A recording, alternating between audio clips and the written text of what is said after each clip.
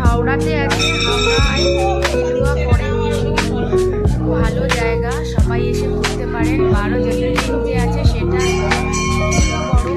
এখানে ব্রহ্মা বিষ্ণু মহেশ্বরের, এদিকে তাকাও।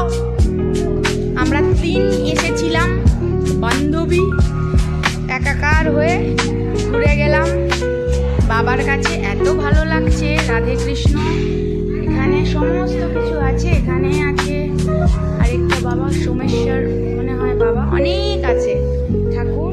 এসে একবার ঘুরে গেলে ভালোও লাগবে একদম। এখানে বিশেষ করে বিকালের দিকে এলে বেশি ভালো লাগবে। আমরা সকালের দিকে এসেছিলাম না খেয়ে পুজো দেওয়ার জন্য, বাট আপনারা বিকালে এসেও পুজো দিতে পারেন। ভীষণ সুন্দর ঠাকুর আর জায়গাও খুবই ভালো। এখানেই সব পাওয়া যায়, যদি জল না আনেন তাও এখানে জল আছে, ফুলের দোকান আছে, সব